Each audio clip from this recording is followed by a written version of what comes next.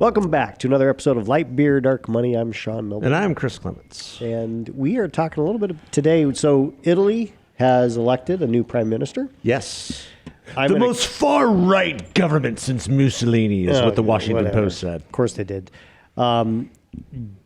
Georgia as well. I'm sure it's not pronounced that way. Giorgia Meloni. Meloni.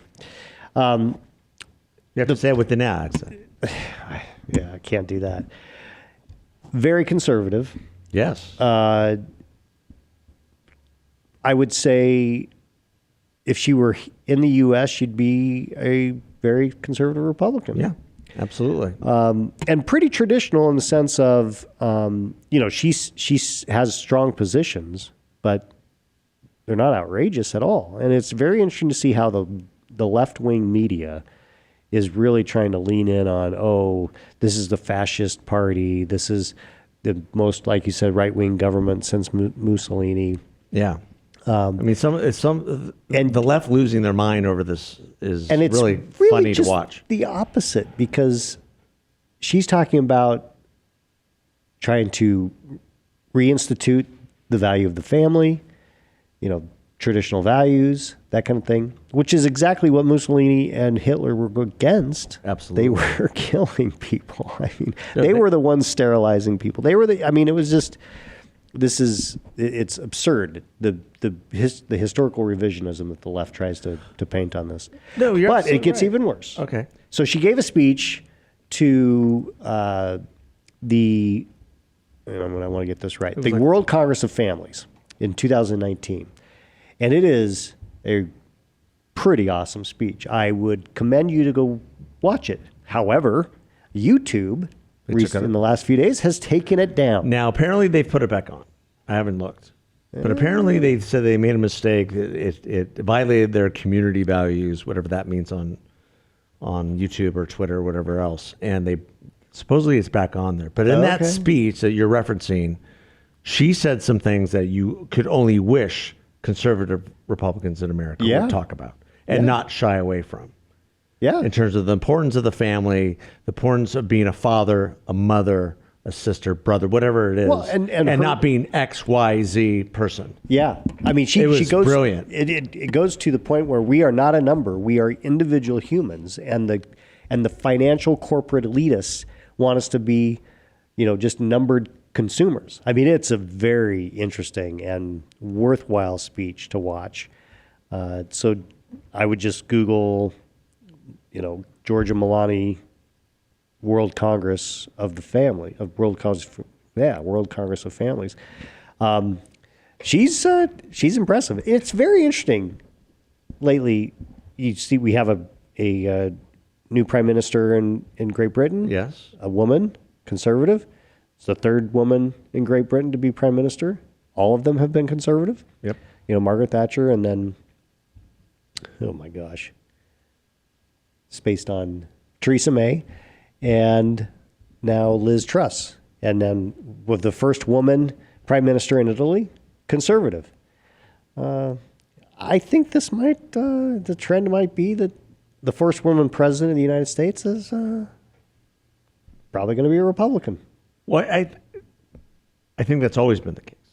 You've always believed that? I've always believed that. I've always believed that the cause to have a first woman president of the United States, that person will be a conservative, and she will articulate things in ways that a lot of conservatives in the past, men specifically, have not been able to, in ways that we haven't been able to, and we have a lot of strong conservative women who are running for office nationwide of all different, races, and they're going to win. And most of them are going to win this cycle. And it couldn't be a better time to be a conservative woman in the Republican Party. I mean, we have two. We have one who's running for governor here in the state of Arizona. People have written her off, how many different times. Oh, she's going to win. Carrie Lake's going to win. And Carrie Lake is up by the latest Trafalgar poll by 5 points. Yeah. Now, why is that? Well, it's why. Because, why do you think? I mean, there's a lot of different reasons why I think, but I want to know what you think. I think it's because She we know Katie appeals Hobbs to- is a horrible candidate Yeah. and has refused to debate her Right. because Katie Hobbs can't put two sentences together it's- that are it even is a coherent. huge mistake. However, Carrie's taken slings and arrows. I mean, on this show, we've thrown a couple barbs her way. Well, and yet she's still standing, which is great. And she's pulling ahead. I think that the way I would describe it is that she's a happy warrior. She takes the slings and arrows. She doesn't back down, and she gives it right back. She is actually a tough woman. You can't say that about a bunch of the Democrat women who run. They're not tough. They whine a lot about, oh, this isn't fair. That's not fair. I mean, Carrie Lake has been more mistreated than any woman candidate I think I've ever seen. Yeah. And she's stood up and she's prevailed and she's going to win. I mean, I think she's a great example of what it means to be a tough woman. Yeah. Well, and I think I mentioned in the last podcast, I mean, give her credit for pivoting, not so much in her principles, but actually doing a big reach out to a lot of folks who maybe didn't vote for her. Yeah. In the primary, and trying to coalesce those folks around her candidacy. And every one of those folks that I've talked to, they're in. Yeah, they're in because she's got great appeal, and she's going to do a good job as governor. I mean, she's got some policy platforms that Democrats could only dream of. I mean, her position and her plans on homeless issue are fantastic. This is supposed to be an issue Democrats are great at. Our homeless problem has gotten worse. Oh, it's and I mean, so the much cities so that have you have failed. businesses suing the city of Phoenix. Yeah, the cities have failed, and Seventh so Avenue. now the state government's going to need to step in, and she's got a plan for that. That's great. I mean, I believe that she's going to be a great governor, and it will be the first time in a while that we've had great success. A successive great governors. Ducey to Lake is going to be a great 16 years because if she wins, she'll definitely get a second term, I think. Well, from an economics perspective, it's going to add some consistency, especially Right. with a state that's booming like ours. Yeah. In terms of tax policy, regulatory policy, everything else. Yeah. Agreed. So, it'll be And interesting to watch. education policy. I mean, the Right. Save Our Schools folks just tried to put a fast one over onto the electorate and came up 87,000 short. A lot short. Yeah. They got 88,000. They needed 120. They claimed to have 140. Yeah. It's when you're lying to your people, it's not a good thing, especially No. when you know the lie is going to get exposed at some point. Yeah, I think I said something online that it shouldn't be called Save Our Schools. They should be called Save Our Unions.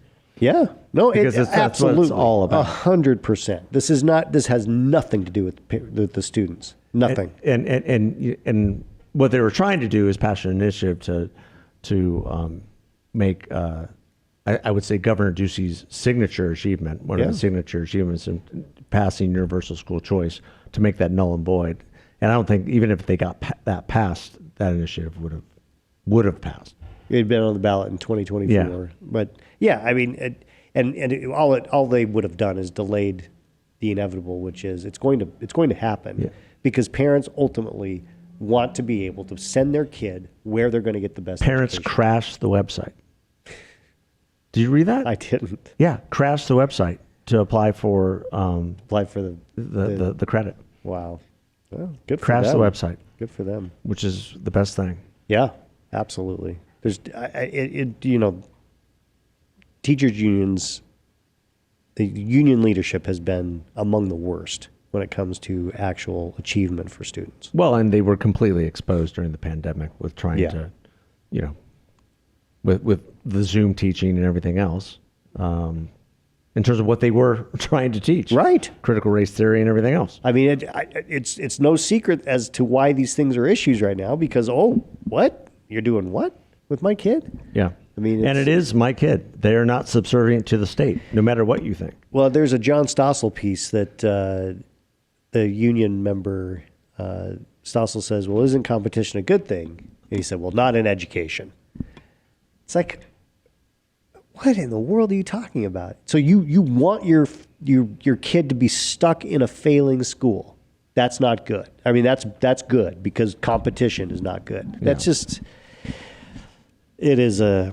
Well, it's great. It's great to live in a state where we are absolutely leading on this issue. Yeah. And Governor Ducey and the legislature, rightfully so, have gotten a lot of kudos for that. Sure. But it's just, we're circling back to even the Giorgia Meloni issue, and that is the issue of family, the issue of personhood, the issue of togetherness, the issue of you get your identity through your family. This is my family. It's not yours. It's not the state's. It doesn't belong to you. It belongs to me. And I'm going to determine my family. Well, and the whole idea of individual rights. Yeah. I'm an individual. Yeah. I'm an actual human person. I'm not a number. Yeah. I mean, that's just, I commend you to watch that speech. But you see where the left is going. You see what's happening at what just was announced at the Air Force Academy. The cadets can't refer to their father or mother. They have to refer to them as parents. So again, X, Y. It's ridiculous. It is ridiculous. If the most important pieces of our society are trying to be stripped away by Marxist ideology, and it is a fight between traditional Judeo-Christian values and Marxism, which is secular humanism. Right. It actually is amazing. And that's what she was talking about. Yeah, and it's amazing to me that to be someone who believes that the family unit should try to stay together whenever possible is somehow you're a Neanderthal. I mean, it's just crazy. It's the same people who seem to think that you can raise children without fathers and expect everything to be a-okay. Well, and we've seen that in the mass shootings. We've seen the results of fatherless children, with mass shootings, other societal ills. I mean, name any of them, and a lot of it has to do with daddy. Yeah, daddy not being around. Lack of a father figure. And lack of a father figure or a father and just not being present. Right. And we have to fight to save that. And that goes, I mean, it's not that just might be a radical idea. I like the idea. I like that you said the father not being present, because it's not just if they don't have dad at all. Yeah. If dad's disconnected, that's a problem. Oh, we've seen that. Dad was home, but dad was never around. I've been that. I've been the disconnected dad, and that's impacted my older kids for sure. Yeah. And so we have to learn that it's not just being there. You got to actually be present. Yeah. And there were many years I was not present. So this isn't a commentary on only, kids who don't have a dad at all. It's about dads being present. Yeah, they need to be present. I learned it the present, hard way. Involved. I feel like I can say this because I was the perpetrator of not being present. And there's a faith component to that, ladies and gentlemen, and it is that you have the father is one who sets the tone for the family in terms of the vertical relation we all have with our Creator. Right. And if that's not happening, then there's chaos. Yep. There's chaos in the family. There's chaos in our society. Agreed. Well, I think we just solved all the kudos to Giorgia Meloni for having the guts to throw that out, especially in European society that's totally rejected Judeo-Christian values in so many different ways. Kudos for her for saying enough is enough. We're going to fight for our families. We're going to fight for the identity that our families give us, and against Marxist ideology that wants to destroy the family unit. Yeah. It will be interesting to watch how this plays out over the next few years. I think it'll be good for Italy. Yeah, I think it will. No question. And good for Europe. Yep. All right. Well, that's a wrap for today. That was a good rant. That was a good rant. Yeah. God bless. Everybody have a great day. Talk to you later.